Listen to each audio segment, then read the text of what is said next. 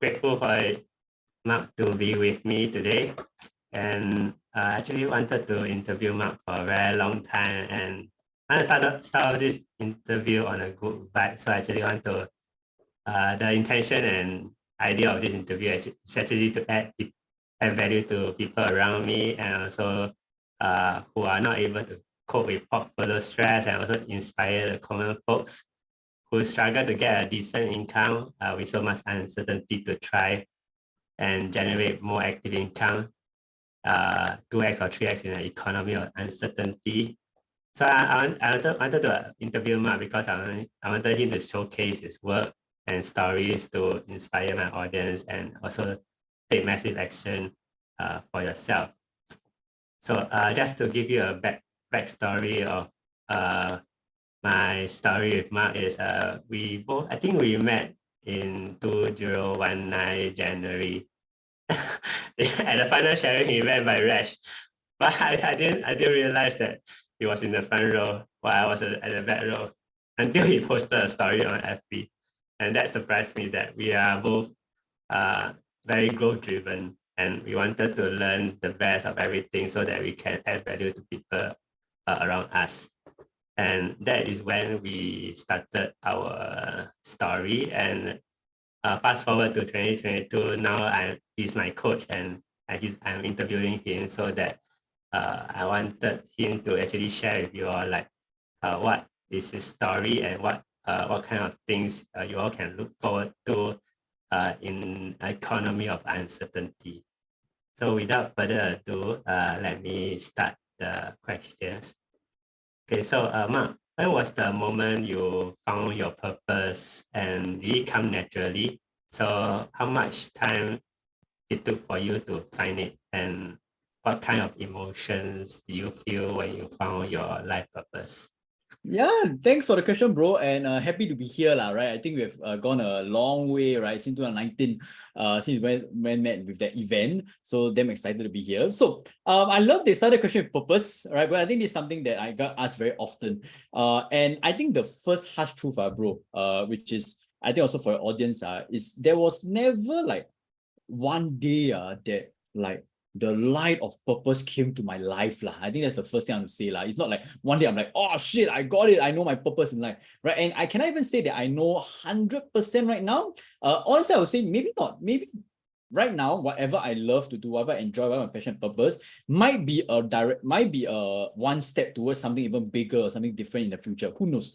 Okay. But I think with that, right, I think when was the moment I felt that something clicked with me, right? Was when I think it was actually after the same event we were at, and I started to ask myself, right, what I did every day for my work on paper, right, it actually felt fun, right? It actually seemed that it was great, it was exciting, but somehow in me, that I didn't feel much, I would say enjoyment or joy or fulfillment out of it. So that's where I realized, number one, that I was a bit misaligned, or I did not find my purpose. Okay, so it did come naturally. No, it did not, because what happens, right, was the months of trying out different actions, different new activities, right, for me to be able to get there. So for example, right, for many years ago, I joined a sales company, right? I was a digital marketer, I was a affiliate marketer, I was a coach, I was a trainer, I was a speaker, I was an operations guy. I tried editing videos before. So it came not naturally, it came because I was trying out so many different actions, right? And then that's number one, right? The reason why most people don't find purpose is because they haven't even tried enough stuff. That's number one. Number two is because they don't reflect enough. So what I did, I think we both attended a class, right, by Rash, right? I think it was a speaking workshop, and I think I was an earlier batch. But I think there was an exercise where he asked us a very simple one, which is like, what do we enjoy more of doing, right? If we had all the time in the world, what could we talk about, like half an hour without any preparation, right? What are things where we saw ourselves doing in the long term? And for me, right, it was very clear that it wasn't things like investing, because I used to teach investing for a long period of time, right, during the class, right? It was very clear what to do with what, right? High income skills, right? Marketing, right? Sales, right? Mindsets, thinking, right? Productivity, right? Alignment, focus. And I realized, right, when all these things came together for me, right, it started to light me up. And then the more I experimented, the more I did it, the more I shared on Facebook, I talked to my friends about it, I conducted classes for free just for fun of it, the more I felt I was looking forward to it, even if money, right, wasn't a part of the equation. And that's when I realized that I kind of found my direction of my purpose, my why, my passion, what I call about it. What kind of emotion I felt, right? Over time, I realized that, hey, shit, I actually enjoyed myself. So yeah, I think that's the whole story. At the very end of this question is just one thing that I realize is a big misconception about the word purpose or passion, which is that people feel that passion or purpose means that every day you do it, you love every minute of it, right? But if you look at the root word of the word passion, it's actually the word to suffer for, the meaning of the word. So at the end of the day, right, it's not about what you love and enjoy doing every day. It's about what are you willing to suffer for, because there's a bigger meaning in mind. So for me, why I enjoy personal development, productivity, right, high income, yes, I still teach investing as well, right? I think part of me is not because I really enjoy every minute of it, but because I understood why I want to do it, right? To really help the people around there, right? People who are stuck, lost, right? To get to a certain level of life. I think that's what drove me as well. So I think emotionally, even right now, right? I might not love everything I do, but I enjoy myself. I love it, right? Because of the meaning and impact I gave, beyond just money and the task itself. So I hope that answers your first question, bro. Yeah, you did. I mean, it was very insightful because it also took for me to a long time to find the purpose and passion. And of course, I think it isn't easy. That's why I wanted to know your perspective, because I think it will do a lot of service to my audience as well. So, okay, let's go on to the second question. So what is the number one advice you give to people in their own context, how to find their own purpose? Like, yeah, how to find their own purpose?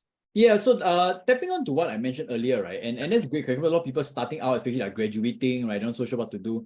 Again, right, number two, right? Two things. Number one is, have you been taking enough actions to try different things, to even recognize or even to identify potential areas of interest that could be your potential purpose? So I always like to say potential purpose because you never know whether that purpose is stuck or not. It could evolve and change over time. All right. So I think number one is, if you realize that you haven't been taking enough action, okay, you have to go and try different things, right? End of the day, right? Go and go out for like 1 day, 2 day immersions, go out there to go and try out, go and shadow after people. Another hack, right? Or instead of trying things out, is to go and talk to people, right, who have been doing those activities. Right, so more action, right? So number one, if you barely even have enough action, or you barely even have enough data points to identify a passion or purpose, then work on that first. Then don't overthink about trying to find a purpose. A lot of people overthink to the point it paralyzes them, and ironically, right, it prevents them from moving towards getting the clarity of purpose. So I think that's the one, taking action. Number two is, realize that you're taking a lot of action, try a lot of things, right, but you're still lost, right, your purpose. Very likely means you haven't reflected enough. So reflection can come from either within. That means asking what you enjoy the most, right? What's one thing that you could do over and over again, even if money was not an issue, right? What are things that what are the problems in life, right? That in society that you resonate most with, right? Is it environment? Is it kids, right? Is it personal people? Is it investing? Is it what, right? Like what problems you resonate with, right? And at the end of the day, right, you can also ask for feedback from your friends or people around you to help your reflection exercise as well, right? If you had to choose, right, one thing you could see me doing in the next 5, 10, 20 years, what would it be and why?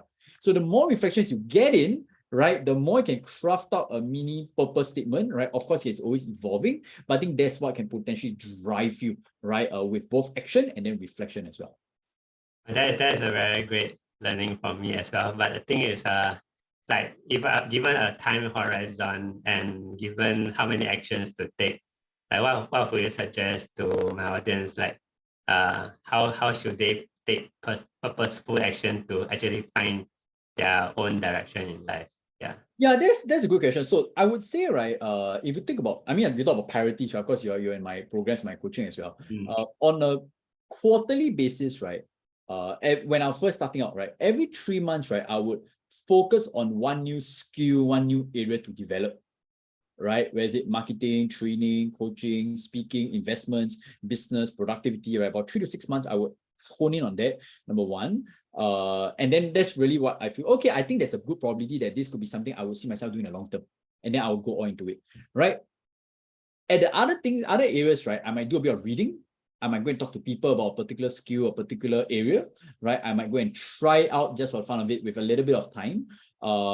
So it's a bit like what I call portfolio strategy, right? Main portfolio, right, with the core conviction stocks, right, or positions, and then 5-10% a bit more speculative or a bit more higher risk, right? Not so sure about, or like what I call investigative purchase, right? Using stocks as an analogy. So with that balance, right, I realized that, hey, shit, right, I can get a lot more clarity and be more purposeful in my actions as well. Especially if the season of life for you, right, is to find more clarity, which is a bit more, I would say, relaxing, actually, compared to when you really know your purpose and your direction, and you go all in. That one has a different level of focus, that folks, that's a whole topic for another day also.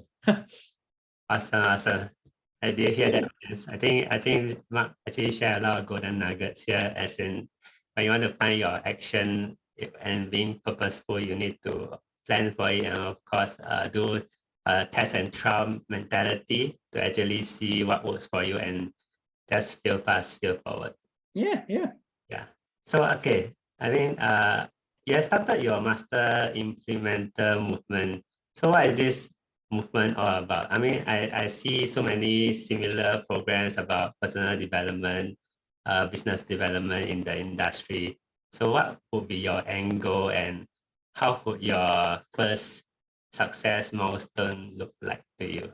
Yeah, so Master Matters really started because I have been I'm what I call a self-professed seminar junkie right? I love to attend programs, courses, seminars, courses, books, Instagram lives, Facebook. Oh man, I love consuming information for such a long period of time. And in about 2019, right after the event we went to together, I was like, shit, how come I absorbed so much information? How come I still got results? Right. And of course, at the end of the day, it was very clear because I was just consuming information, I wasn't executing. And then I realized, shit, it was not just me who faced the problem. No. Like, I hear so many people who paid thousands of dollars for programs, courses, seminars, reading books. But some people achieve damn crazy results, right? They became CEOs, entrepreneurs, founders, they move faster than everybody else, right? But some people are still stuck and lost. So I think that's when the word like implement, right? People have to implement, right? Then multi-mentor was just somewhere like some account found a name, right? It's really to answer the question of why can some people attend the same exact course, program, workshop with the same book, but achieve drastically faster, bigger, better results than other people. And I realized, right, over time, through my interview, I interviewed a lot of top entrepreneurs, coaches, speakers, investors, leaders, right? Reading books, right? Analyzing, assessing, right? Translating everything I learned, right, into my own reflections. And I realized there was a particular set of actions, strategies, mindsets that got people to move a lot faster as well. So that's what Master Mentors movement is all about, right? You don't have to attend my programs to go and like learn about it, right? It's just really about, I think at the end of the day, the success milestone is whatever you say you will do you actually get it done?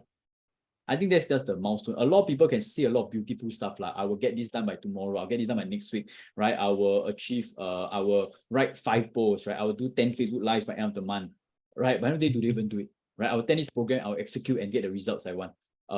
So I think that's the step number 1, is do you even do the things that you say you do? Number 2, right? Then I'll say that's the next level, if I want to ascend it up, which is, are you working in the most effective and the most strategic manner? That's why implementation is just doing whatever you want, right? Learning whatever you do and just getting action. But why I say master implementer, I think the word master, right, just really about, are you working in the most smartest, right, most effective way, right? So you get the most amount done with the least amount of time. So that's my second or third milestone, whatever you can call it. In that way, right? So not only do you get the things you want done, that's level 1, right? That's the bare minimum you need to hit. But number 2 is, do you work in the smartest, most strategic, most innovative way, so that instead of 10 years to achieve a certain result, right, it can take 1 year or 2 years. I would say, yeah, that's a bit of a difference, which is we are not just a mindset program, right? We actually translate it to actual results and actions that people can take, right? As compared to many other programs out there, right? Which of course good, right? It's damn useful content, but I think a lot of them fail to transit into actual specific actions that might be a bit of an issue. Awesome sharing. So actually, from what I hear, is I have like 2 questions. Yes. The 2 challenges that all implementers face is doing the hard work. Like, how do you overcome the challenge of doing the hard work when it seems so uncomfortable? And secondly is, what I heard from a motivational speaker is that don't mistake movement for progress. So the thing is, although you have been taking a lot of action, doesn't mean that you will get the results. And how do we overcome this kind of challenges? Nice. Okay, so first question, right, is how do you make sure to do the hard work?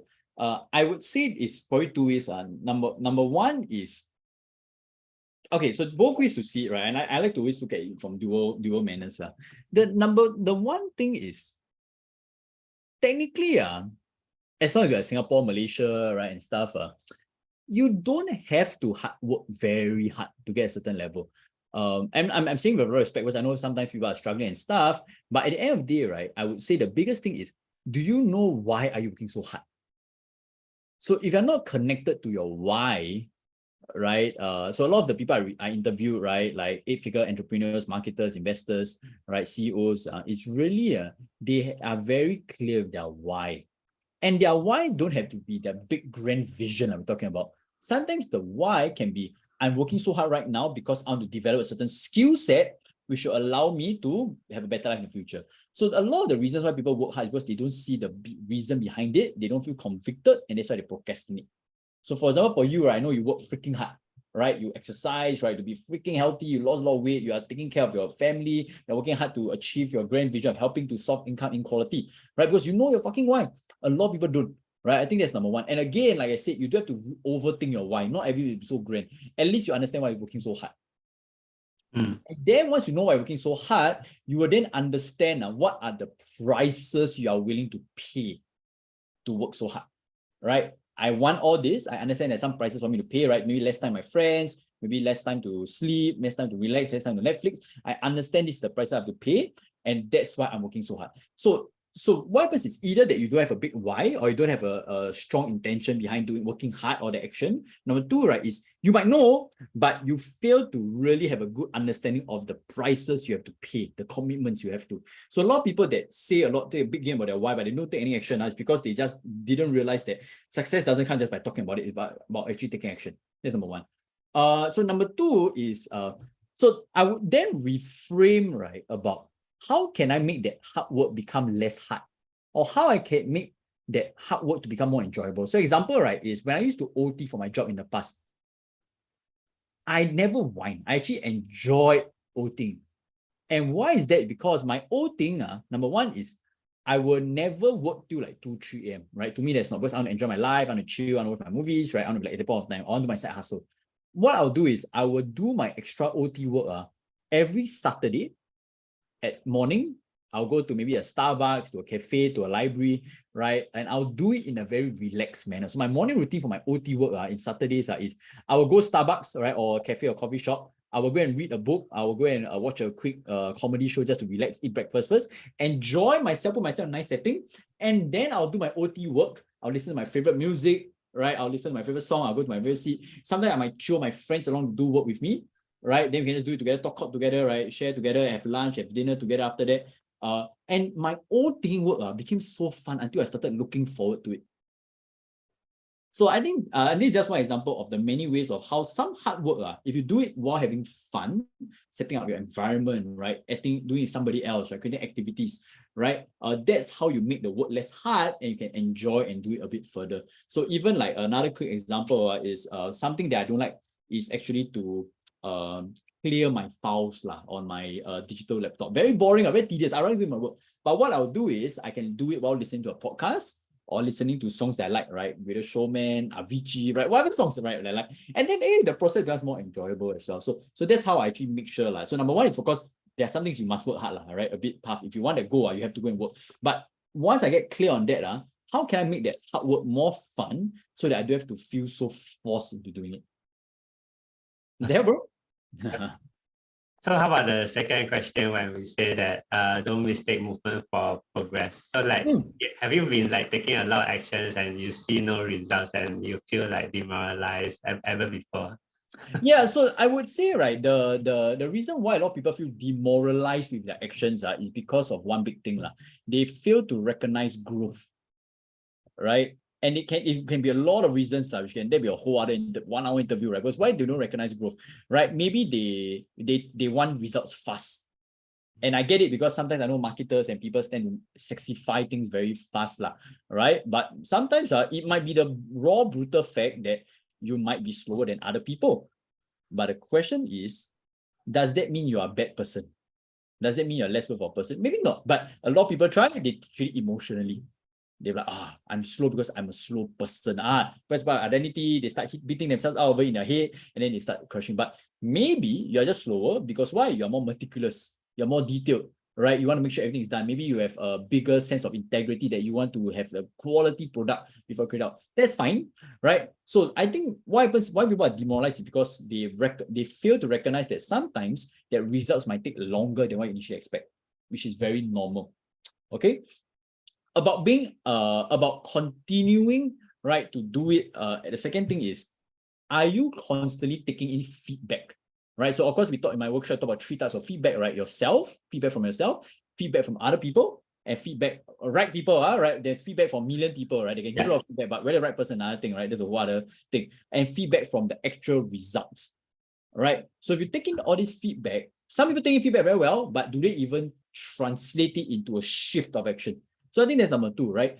Very likely why people are demoralized and stuck, right? Or they don't take it is because they try to bang the wall over and over again without trying to translate it. And that's why they feel stuck. But if you're able to take the feedback, move it, right? Move more intentionally, right? You improve, you grow, you get better over time. I guarantee you, right? The results will come. The question is, have you been implementing both? I think a quick example is even your journey, bro, right? At first TikTok, like to whack, like to push it, like to crush it. Freaking hardworking, working hard, you are. They have to be working hard, and right. But what happens is, I think you have been really working smart over the past few months, where you have been reviewing feedback, you have been shifting, you've been getting action, you've been crushing it. So I think now as you build up the working smart, right, taking feedback, right, and calibrating your actions, then that's how success will eventually come. That is really good advice. I mean, when it comes to failure is definitely inevitable. It's just how you handle it and how you take feedback to actually review all your systems and thought processes so that you can actually get the results faster than you thought it would be. Yeah. So my third question is, as folks who are, for you, you have been teaching investing before, and for me, I'm also sharing financial literacy. What do you think would be a proven way to grow wealth in the long term? So, we have a lot of kinds of philosophy of thoughts. Like, is it business? Is it investing? Is it handling your personal finance? Do you think there is a specific sequential order that one individual needs to follow to actually get out of the rat race? Yeah. Yeah, and I mean this is a question that I've been asked a lot of times many years ago. I used to teach investing, right, for close to 10 years. Big disclaimer, I'm not a financial planner, right? So please go and find folks to help you out even further. I just give you my thoughts after observing the whole industry, right, basically, and I would say thousands of people really, right, in this space of financial freedom, right, in space. I think the easy answer for me to say, yeah, bro, there's no sequential order, right, to me, because there are a million ways to make money, but I think that's not doing justice to the I think that's a very good question. I would say, right, at the end of the day, is there are a million ways, right, to make money, right, but I think 2 questions is number 1 is, are you willing to commit and stick to it? Right? Are you willing to commit and stick to it? Because the reason why a lot of people don't get financial freedom is because they're not willing to commit and stick to it. Because there are people, right, who don't have to do who don't have to be a entrepreneur or have a very high paying job and they still achieve financial freedom. Why?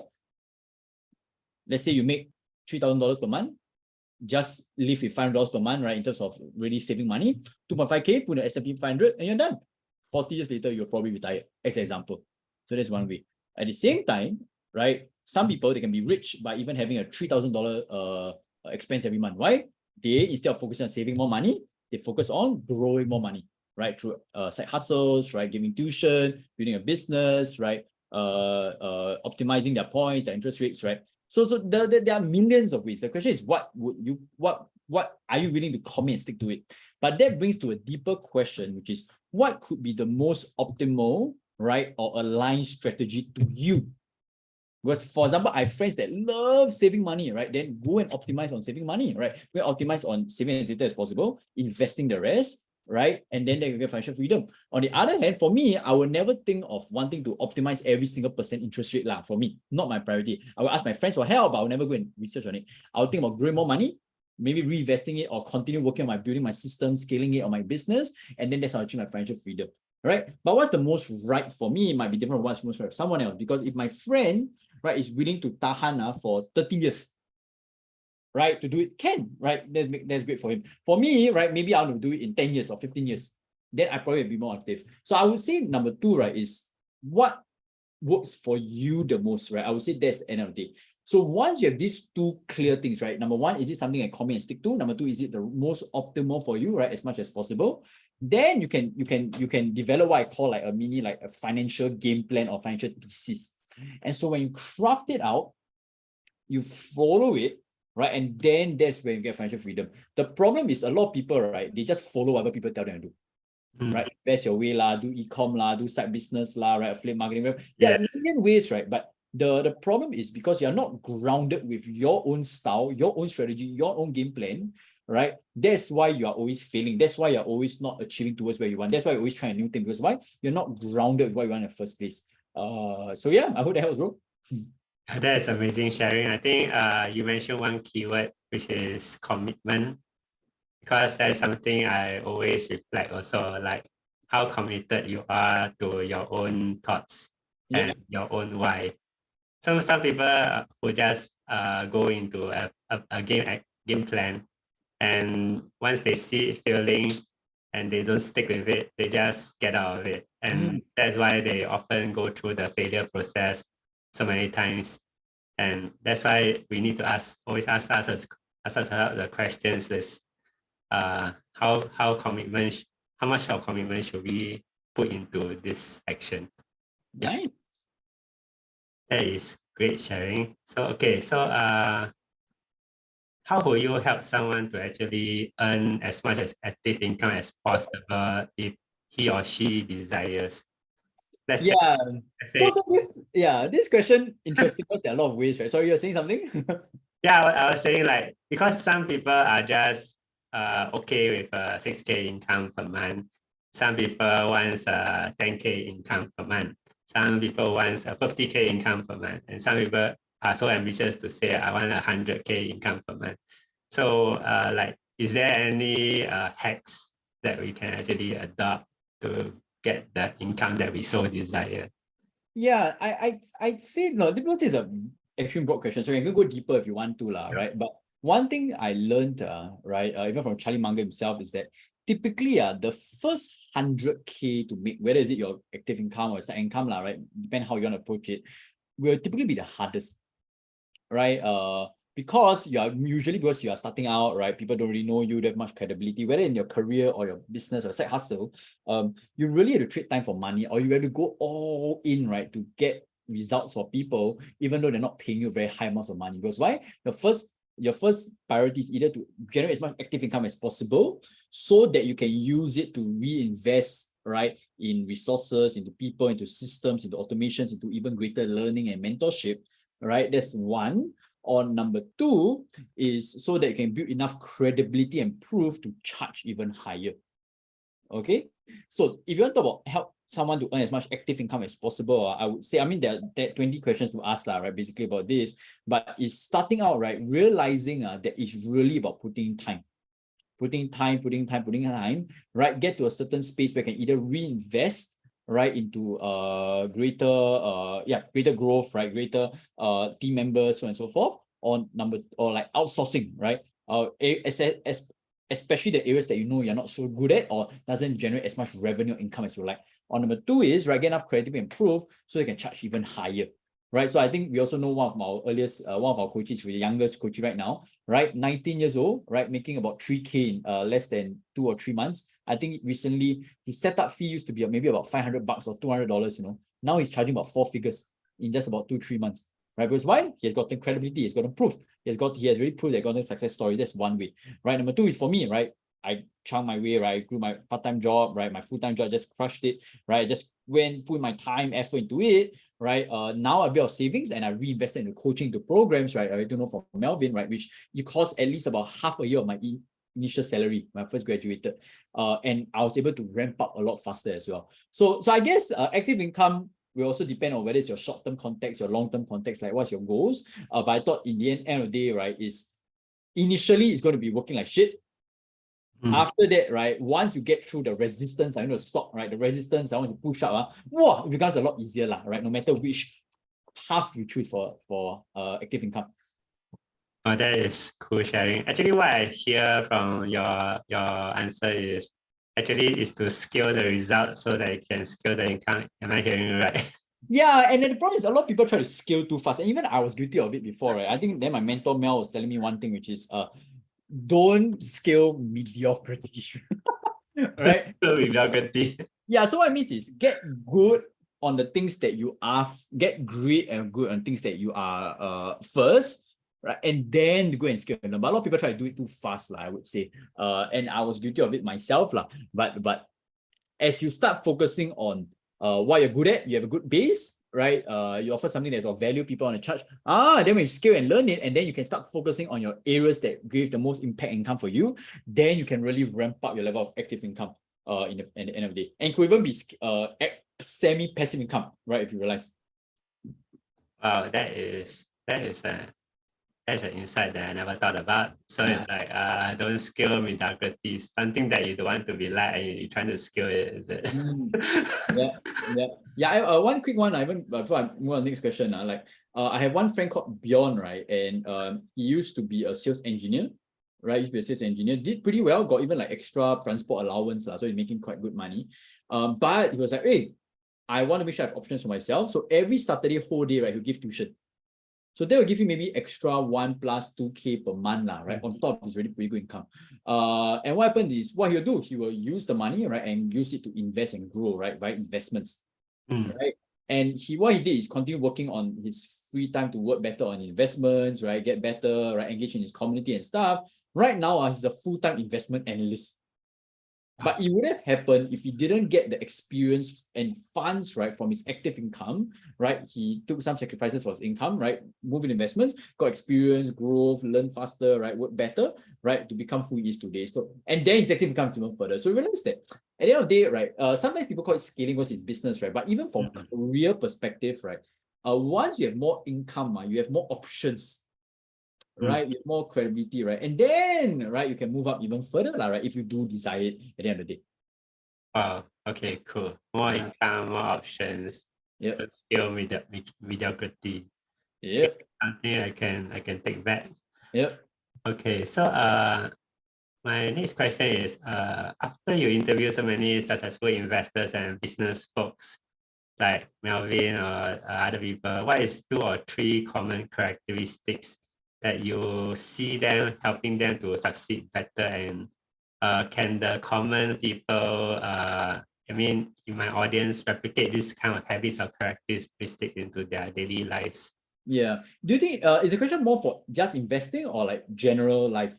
General life. Okay. Okay. Wow. I asked almost the same question as you, bro, like a minute ago. And the first thing that comes to my mind is the word called environment. All right. So a lot of people would say environment is like, oh, yeah, the average of the top 5 people I hang out with. But what I realize is that for most people right now in today's digital age, it's not just who you hang out with, right? It's the top 5 YouTube channels you follow. It's the top 5 email subscribers you read, right? It's the top 5 Facebook friends that you talk to. It's the top 5 Instagram accounts that you follow. And what I realize is that your environment, right, really shapes who you are, because that's helping you on a subconscious, unconscious level. There are 3 types of environment, right? I thought, of course, I go deep into my programs. Your physical environment, right? Do they support you? Are they distracting you? Is it cluttered? Is it clean? Right? Do you remind yourself of your why in your physical environment?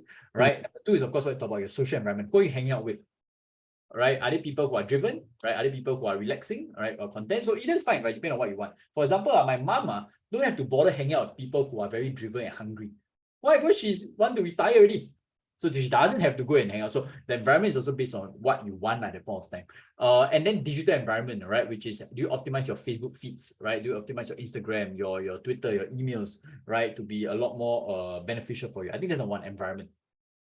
Now, number 2 at the end of the day, right? I think it's linked to whatever you mentioned about the first question, which is, do you have a good sense of clarity of what you want to get done?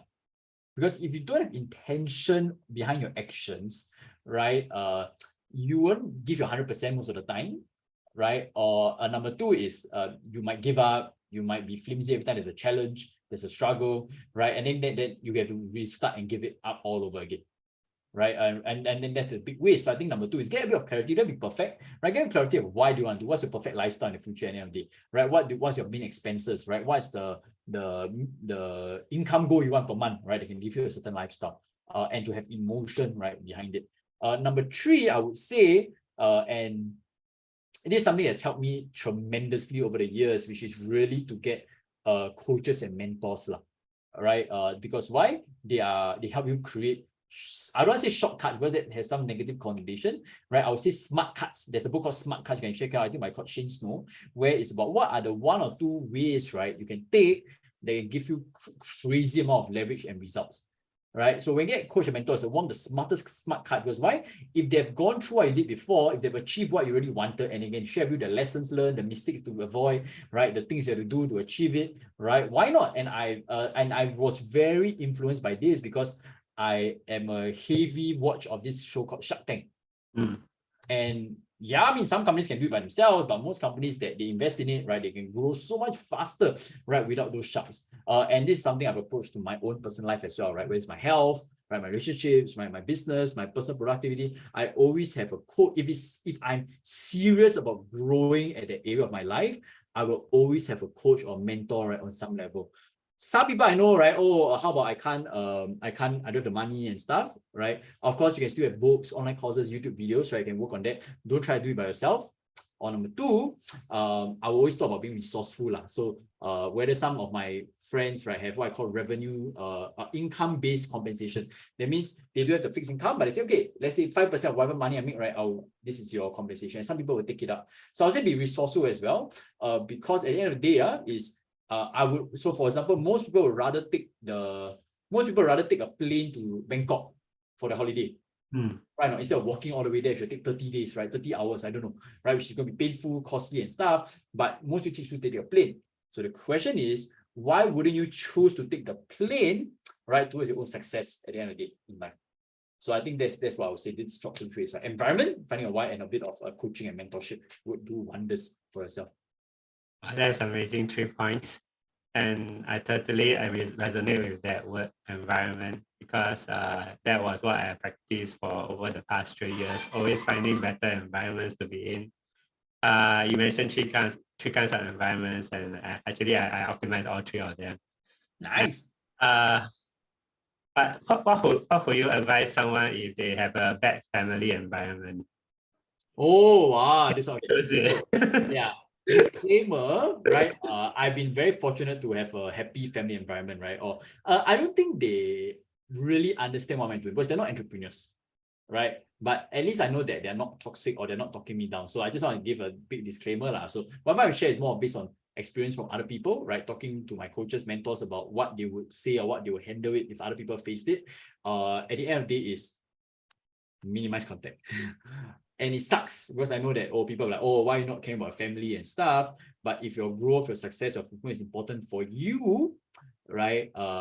Then you really want to minimize that contact. So go for Chinese New Year, right? I know some friends who are making 7 figures at less than 30 years of age, right? Who moved out of their house and they had a better relationship with their parents because of it.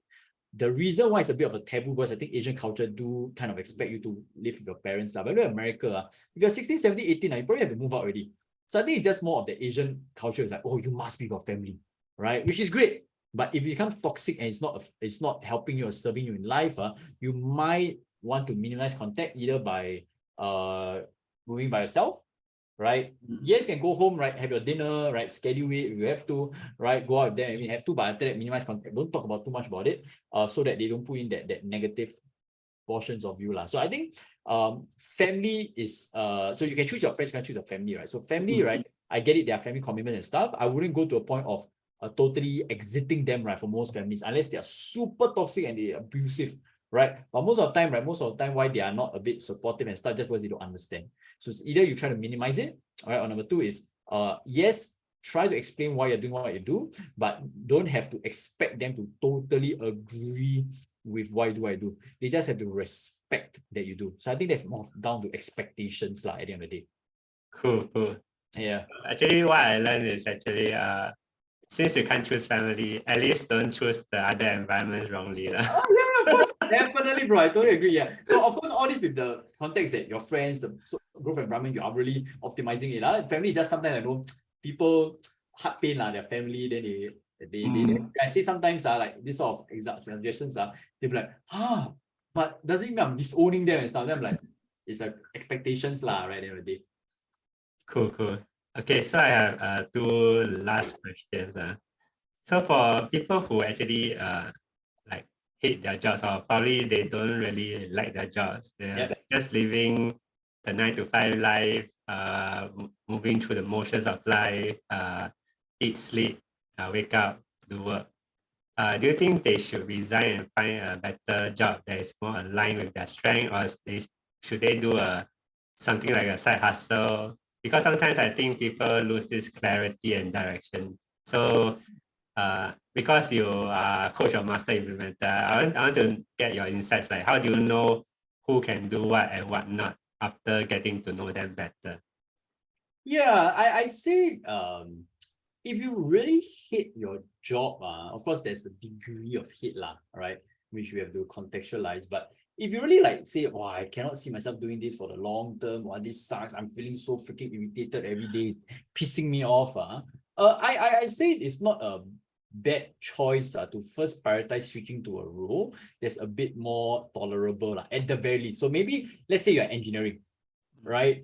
And you hate your boss, you hate the environment, hate the growth, hate the job scope. Oh yeah, you're probably going to quit ASAP, because if not, your energy will get so sucked, right? Until it becomes you don't have energy to go and do a proper side hustle in the future. But if I say, okay, I don't really hate it, I mean, I kind of dislike it, but I'm okay with it, right? I can go, the energy is not so intense, right? I think I would personally work on a side hustle first. And why is that? Because as long as I have the time, right, and the energy to work my side hustle while maintaining my fixed income, right, to pay my commitments, my bills, right, I can go all into my side hustle after my working hours. So this one is really heavily contextualized about your attitude to the job. That's number one. Number two is, right, again, what are the prices you're willing to pay? All right, because some people who are comfortable with their job, they might quit totally immediately and just go on their business, which is fine if that's what you want. So it really would depend on the contextual. But I would say for most people, right, from the audience, I think we are trying to serve and trying to help. I would say most people are they've been caught up by the over sexification or the over glamorization of quitting your job building a side hustle immediately I would always say find alignment first. Right, find alignment, right, in terms of working hours, what you want to do, right? Is it okay, right? You fine with it, and then you can work a side hustle. So even quick example, right, for you, bro, at first we thought that your main priority was find side hustle. But what do you do first? Find a job, right, that is a bit more aligned, right, in terms of time, right, alignment wise, doesn't drain you out, and then we do side hustle. And now we feel better because why? Last time, how do you even work a side hustle if you're working until 12 midnight every day? Yeah. Then I can crunch it. I know last time, olden days, our grandpa, uncle, there are some people do that, which is great. But I think right now we do have that luxury or that privilege to be able to come from that space. And most of our work right now needs a lot of thinking, right? So doing extra work and side hustle without that presence of mind, I think it was a bit tough. So I think that's my personal opinion, right? But I would say it's really about clarifying your main priorities for your career. So I have 5 main factors, right? That I always ask people to go and rank, right? And then to go deeper on, which is your priority fixed income, variable income, that means performance-based income, growth and learning, that means, right, wanting to grow, learn, be exposed, right, to new skills, knowledge, insights, right? Job scope, that means you must do something that you enjoy, if not you will hate it for the rest of your life, right? I had helped people that were Big 4 auditors, right, that went to become an operations person to serve coffee, to the speaker, right, to the person, right? And you also know who actually, bro, right? And after that, they became a full-time trader, investor, and they're very happy what they do, right? So job scope, so for him, right, job scope wasn't important. For him, was growth and learning, right, and exposure. And the last one, right, is your environment, right? The people around you, your working hours, your location. So rank the top five, five priorities, go detail, right, about each five, and that will help you create better context about your decision, whether to quit your job, right, want side hustle, right, tahan, negotiate for part-time, totally quit and then go on side hustle. That will depend on the 5 main factors that I just mentioned as well. Okay, that is good. I think you went through the exercise with me also before when I was Yes. career role. And that helped a bit on to give me clarity on what to prioritize more than the others. Yes. All right. Last question is, I think it's the most important question that I actually have for you is, I really love the energy when you engage Stuart to help the master implementer community. So like, what is the thought process when you decided to pay a 5-figure sum to a proven entrepreneur, and what's the value you see in this relationship, and how will you think it will massively help your future clients if they ever decided to let you coach them? Nice. Wow, this picture is very, it's very fresh, just a few months ago. So context-wise, Stuart isn't the first coach I engaged in, right? Because it's not a very different conversation. He's actually like the 4th or 5th person I really invested in since I started my business, right? To really go and support me my journey, right? So like Mel, right, some other folks as well to help me out. Yeah, 5th or 6th, I can't think of it. People say semi junkie, I become mini coaching junkie. But let me share with you my thought process of how I justify it. All right. So I'm again, I'm always the proponent of one action with multiple results. Right, that's number one. That's the context of my mind. That's how I approach a lot of my work to really create the account impact I want. But I think it started when I attended a mastermind event, right, with Mel, right, my mentor, and the theme of that mastermind was be, do, have. Being. It was all about being, right? And I realized for me, because I implement, I can do a lot, right? I can do a lot, I can whack chong crush it right? But I think through the mastermind, I realized that a lot of the reasons why I might not have been growing as fast as I would like, or feeling as fulfilled, right, or aligned. I'm not saying I'm not fulfilled, right? But I think it's more of there are some maybe beliefs there that still prevents me from taking the most important actions I feel. And then I realized during the 2 days event that shit, my priority right now, right, is yes, continue working, taking action, but it's still want my being. So that's what triggered it. At that point of time, right, Stu is someone that I knew for a long time already, since about 10 years ago. His event was the first ever preview event I ever attended, right, about NLP, right? That was still an army deal. I did not sign up, right? So now I multiply my price I have to pay him. So last time I was maybe a few thousand, now it's like, 5-figure, right? So sometimes invest early also good. So what happened was, he was at the event as well, right? I talked to him. And I know that he has a lot of experience in the coaching space, right, in being NLP. And one thing I respect and admire, he's a freaking master at what he does. Very big master, right? Not just in terms of coaching, in terms of public speaking, right? He used to be an 8-figure entrepreneur, internet marketing, partnerships, collaborations. He knows about facilitation skills, strategies. And that was partly why I invested, because I knew that he was a master at so many skills that I could learn from him, not just from a mindset level, which is important, but also from a strategic business level as well. And he's also very into high performance, right? Biohacking, right? Performance, peak performance. So for me, when I invested in him, I was like, shit, yes, I know it's for the being, but hey, there's all this I can get out of it as well, right? At the end of the day. And that was like very juicy bonus, because just the being, just the coaching, I might have already invested in it. How did I think that I could really help my future clients? Is because one of the biggest values, right, I look out for anyone I engage is the word called abundance. If I feel not abundant, right, and even I know I'm damn good at what I do, I don't sign up with you. That's just my values. So what I'm everyone, right, that I work with, I know, or I'm confident that whatever I might take away, or if I need a guest segment, right, with my coaches and all, I can always invite them to help my clients out as well. Right, so not only in terms of me learning perspectives directly from Stuart, so I can support and help my coaches as well, which I always do. Everything I learn, right, I always acknowledge, or I always thank, right, some of my mentors, my coaches help me. But I think number 2, right, is being able to connect with my own coaches and mentors, right? I love it, like, because right, Darius, right, Mel, right, Janelle, right? I always want to have a deeper relationship with my clients, and one of the ways is to introduce them to my world as well. Right, and I know that they are able to help my clients also. So I hope that answers the question. it wasn't the easiest because I think cash flow wise, like I say, I always heavily invest in coaches, right, in my team, in my systems and automations. But then I asked myself, right, was my decision to invest or not coming from a space of fear or coming from a space of growth? And when I knew that it was more of coming from a space of fear, that was my red flag, like churning out, right? And then I asked myself, what's my worst case scenario if this doesn't work out? 5 figures, right? I get it, it's not a small amount, but does it mean that my life would drastically change? Like I have to go and beg for food to that level? Okay, maybe not. So the worst case, I get it, right? I lose 10K as my business, right? I think it's business expense, great, right? Not the best thing in the world, but is it something I can handle? Yes. What's the best case? I get to have more income, more impact. My being is way stronger. My clients get to benefit as well, right? I get to leverage with him together to go programs, right? Which we are doing right now, the partnership with a very powerful program we are actually designing right now. And so with all this in mind, I'm like, shit. Then I transferred the full amount immediately. I was like, oh shit, man, that was a bit of a scare, but I think many months later, right, it worked, right? It worked pretty well, I would say. Cool. Yeah, actually, you didn't do that 10 years ago, but you do it 10 years later. And yeah, the fool. It's like you invest in Amazon, $2 10 years ago. what I took away from this answer is actually abundance plus being is actually a very superpower. And obviously, you know what's the price that you need to pay, and you're very clear about it. And that is, I think, what the audience also needs to hear.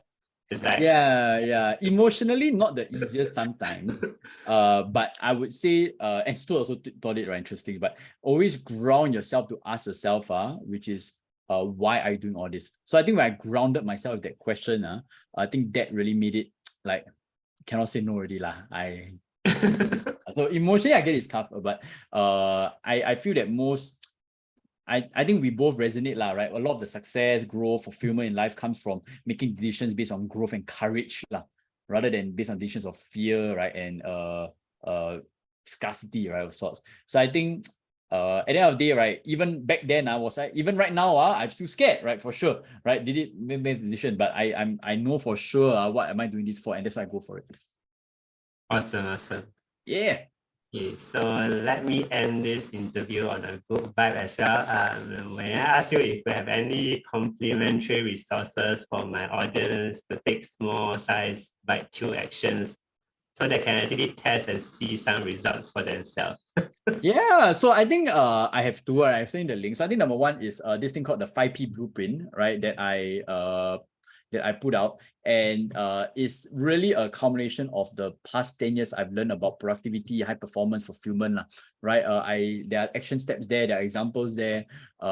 It's for free. You can check it and download it, access it, do the work, right? I will combine it with my other guide, which is how to manage overwhelm, right, and guide. So I think we combine these two together from a high performance fulfillment point of view. I think that could really help out a lot of people who are starting out in this space, and to really ensure they execute and get things done consistently and sustainably. All right, it's a free guide. You can check it out. So that's for the performance fulfillment level. For the income one, right? For the income one, I do have some free resources about starting a side hustle, right, from scratch. One thing I love, right, is that I always talk about alignment first, right? So if you're thinking about making money fast, I'm not the right person for you, right? But if we're talking about building something that you enjoy, that you love, right, that you find joy in it, right, and make money and impact with other people, then that is a guide for you lah. That I'll send it to you. I'll put the links lah, right, as well. Awesome. My audience who is listening to this, I'll drop the links in the comments so that you all can actually have a look at it. And I really thank you, Marc, for giving me this 1 hour time slot to actually interview you. Especially grateful for everything that happened in my life, and also for you to appear in my life as well. So yeah, appreciate, bro.